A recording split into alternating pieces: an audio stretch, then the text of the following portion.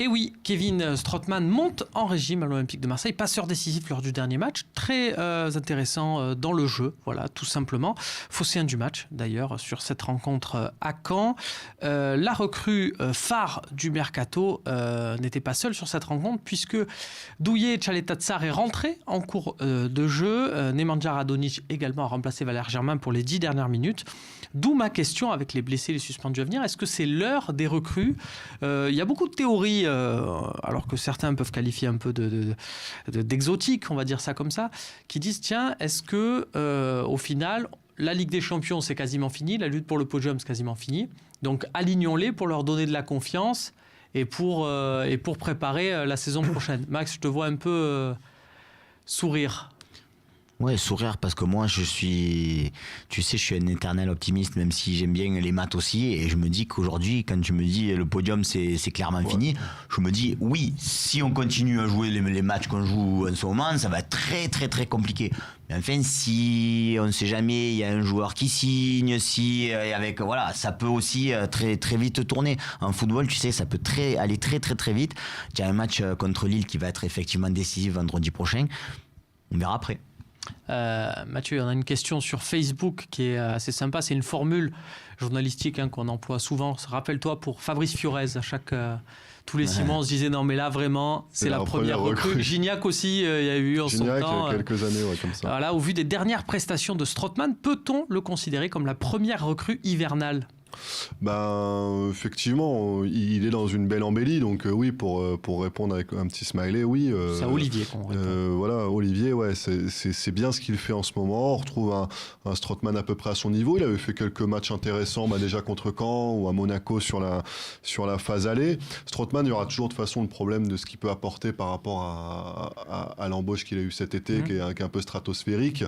Et il faut pas, moi, je pense, s'attendre à un mec qui met 10 buts, 10 passes D par saison. Loin de là, il est un peu lent pour le foot un peu de haut niveau, mais pour rayonner en Ligue 1, on en avait déjà parlé en début de saison, pour ratisser les ballons, pour dominer des terribles milieux de terrain, Diomandé, Faisal Farge, je pense qu'il peut le faire. Et le faire bien, donc c'est meilleur que Selnaes. Attention sur Faisal Farge, parce que Beansport va débarquer. Il faut pas quand même Non, mais je taquine, je l'aime bien en plus Faisal Farge, mais je veux dire au niveau de la Ligue 1 et des relayeurs en Ligue 1, effectivement que sur ces matchs-là, normalement il doit un petit peu se détacher du lot et récupérer pas mal de ballons, quoi. Mais sur les gros matchs, ça va être un petit peu plus complexe, quoi. Jérémy, est-ce que techniquement, on voit une différence quand même sur Strootman, là où on sent qu'il est mieux, c'est des fois sur ses récupérations, sur cette première touche où il arrive sur un contrôle à gagner, on va dire, un peu de temps, qu'il n'a pas forcément balle au pied, mais du coup ça permet de relancer, d'avoir plus de ballons qui passent par lui. Est-ce que c'est aussi la confiance des coéquipiers qui vont plus souvent le chercher là où on le laissait tranquille, on va dire ça comme ça, sur ses premiers matchs? Je le trouve léger. Pour un joueur qu'on a acheté 25, 28 millions, je ne sais pas exactement combien. Et alors, si on met de côté oui, mais on est obligé de compter.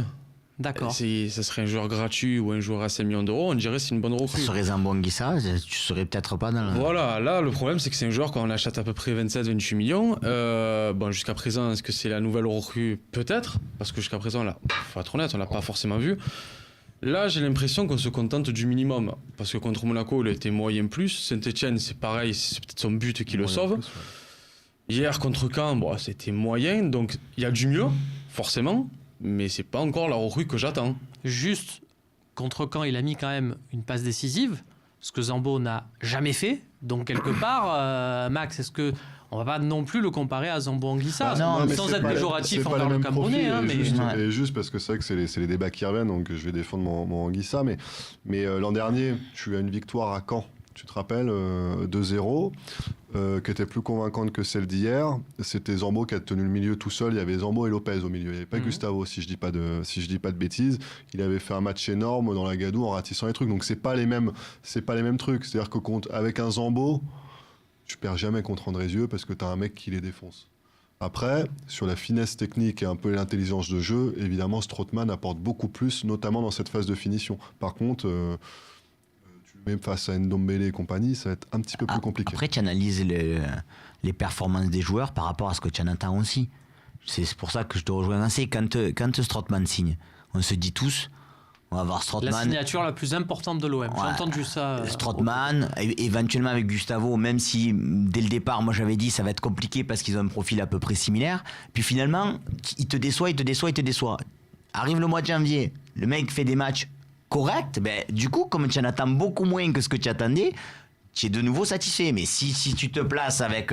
c'est pareil, si Balotelli signe par exemple et qui fait des matchs moyens, on va tous être hyper déçus. Mais Garde cette théorie, Max. Essayons juste de la projeter à Tchaleta Tsar et à Nemanja Radonjic, qui vont peut-être jouer contre Lille parce qu'il y a beaucoup de forfaits sur blessure. Adil Rami, Luis Gustavo est encore incertain pour ce match, Dimitri Payet. Et puis 2 suspendus, Lucas Ocampos et Morgan Sanson. Donc il y a quand même de la place là à prendre. Est-ce que Tchaleta Tsar et Radonjic, tu en es où là sur ta jauge de l'attente?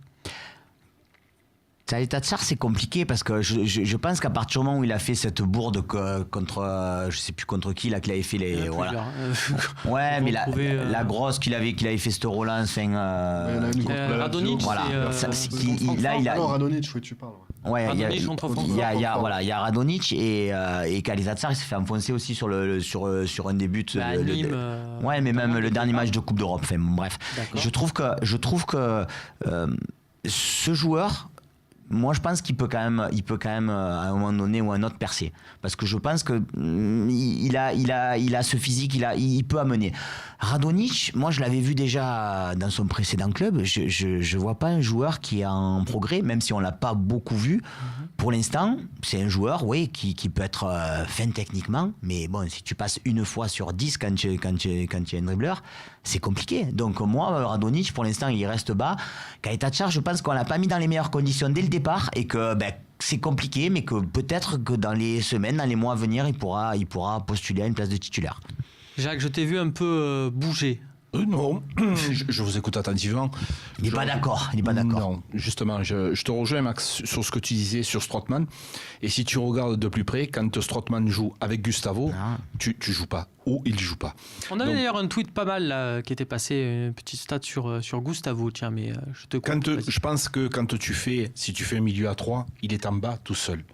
Là, ils se marchent dessus tous les deux et ça apporte rien. Ce qui nous manque à l'Olympique de Marseille, pardon, c'est de la Voilà, c'est Laurent H13. Je suis désolé, c'est la dernière fois que je te coupe, promis.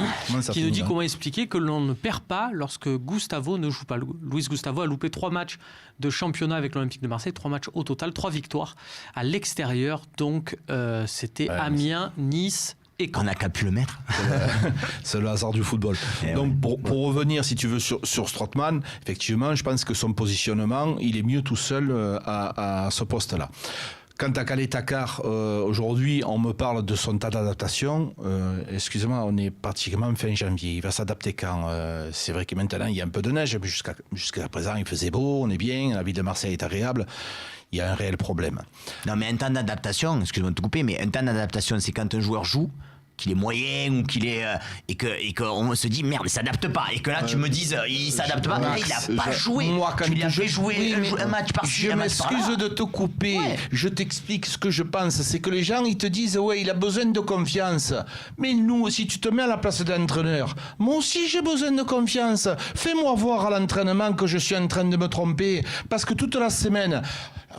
Rudy Garcia, c'est pas un phénomène, on en est tous d'accord, mais quand même un peu. S'il n'est pas capable à l'entraînement de faire voir certaines choses, Rudy Garcia, peut-être qu'il a vraiment envie de le faire jouer parce que c'est lui qui l'a fait venir. Si il ne le fait pas jouer, c'est qu'il n'est pas persuadé qu'à l'entraînement, il est capable de lui apporter. Jacques, peut-être que je me trompe, peut-être que je me trompe pas, mais n'empêche qu'il est souvent envoyé dans des bourbiers. Je ne sais pas ce que tu en penses d'avoir un mec que tu n'utilises pas sur 2, 3, 4 matchs, notamment ces matchs-là peut-être un peu plus simples, tu vois, contre Amiens, Dijon, etc.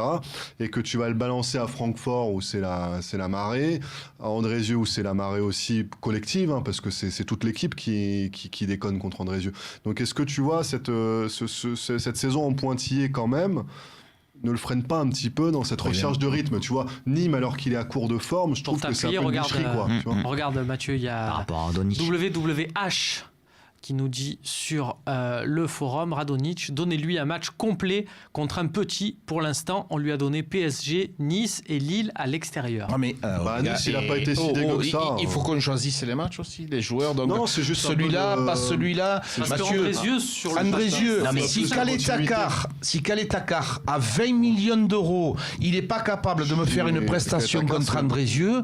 c'est Là, une je dis, humiliation tu vois, collective, je suis d'accord avec toi. et Ouais. tu as vu la prestation qu'il a faite contre Andrézieux. Ça a été catastrophique. Je sais. Il a, pire, même. il a été fantomatique, ce garçon.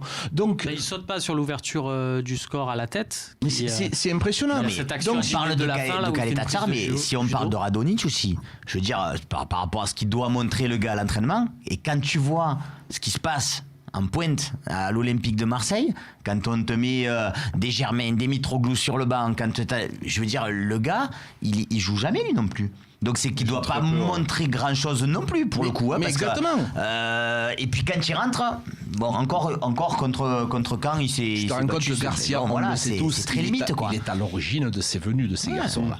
Donc lui, il a tout intérêt à les faire jouer pour que ça baisse un peu l'intensité. Garcia, t'es recru, machin. Il est pas fou. Non, il est pragmatique. D'ailleurs, c'est ce qu'il a dit à la dernière conférence de Donc, presse. Il a dit, je suis content d'avoir gagné avec les 3 recrues. Voilà, donc il a tout intérêt. S'il les fait pas jouer, c'est que toute la semaine, il doit se gratter la tête. Ah. Je vais pas pouvoir le faire jouer, je vais pas pouvoir le faire jouer. Là, on n'est pas rassuré, hormis Strootman. Mais comme il dit Jérémy très justement, avec le prix que nous l'avons acheté, on attendait quand même un petit peu plus de ce garçon. Ah ouais. Et effectivement, il est un peu mieux. On en est tous d'accord. Mais il y a quand même du travail à faire. Messieurs, on va passer à un autre joueur de l'Olympique de Marseille qui a coûté bien moins cher au final que ses recrues. C'est Maxime Lopez.